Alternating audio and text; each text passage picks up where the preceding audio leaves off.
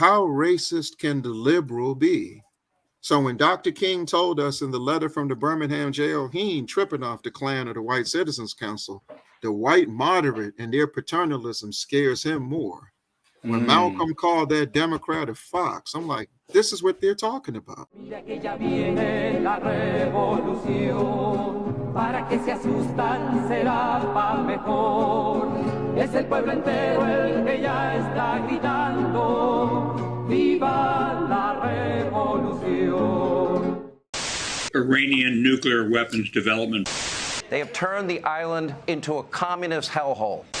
The experiment in Venezuela has failed completely.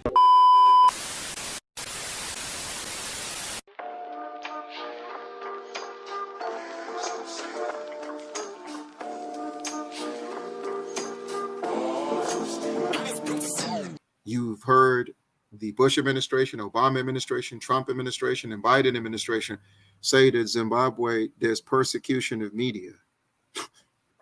There's a paper in Zimbabwe called The Zimbabwean, where the family that runs that paper were informants for the British and Rhodesian intelligence services during the liberation struggle, and they're allowed to have a paper. There's a paper ran by someone who lives in South Africa called the Mail and Guardian. That doesn't even live in Zimbabwe. And Zimbabwean people, when you see them down the street, coming down the street, they're reading every newspaper in the country. They're reading the Financial Gazette. They're reading the Zimbabwe Independent. They're reading the Zimbabwean. They're reading all these papers. They save the Herald for last. And I never saw police and military on the corners dictating to people to buy the paper. And then we ask them every time they say that, you supported Houphouët-Boigny, the most ruthless neo-colonialist in African history in Cote d'Ivoire. How many newspapers existed in Cote d'Ivoire during his nearly 40 years in power? How many newspapers existed with their man Omar Bongo in Gabon? How many newspapers existed in Mobutu's Congo? How many newspapers existed in Bukasa's Central African Republic? Since they want to talk about objective press and inclusive press. Right. So I the mean, double standard is crazy. Yeah. And matter of fact, something almost happened, but we knew that it wasn't. Some people try to set it up. Bill Clinton's favorite journalist, Nicholas Kristof, that writes for the New York Times. You grew up in New York, so you probably know what I'm talking about. Of course. He snuck into Zimbabwe about 12, 13 years ago. He didn't even show his journalist credentials. He went as a tourist. So he started sneaking around interviewing people.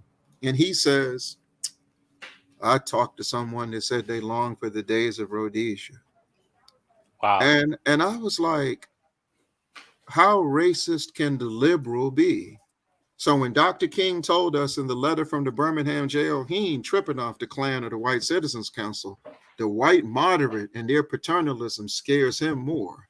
When Malcolm called that Democrat a fox, I'm like, this is what they're talking about. When Kwame Ture talked about the pitfalls of the white liberal, you are saying that you met a Zimbabwean that wished that Rhodesia was still there. Are you telling me if you had a time machine, you couldn't have went back on a plantation and found someone that would have told you that they would help the plantation owner catch Harriet Tubman?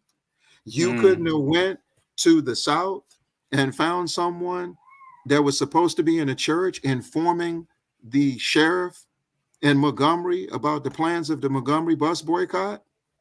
You couldn't have went to Kenya and talked to someone that fought with the King's African Rifles instead of against the Mau Mau to maintain British colonialism? You couldn't go to Palestine and find an agent for the Mossad telling you about the PLO and Hamas? Who you think you're dealing with?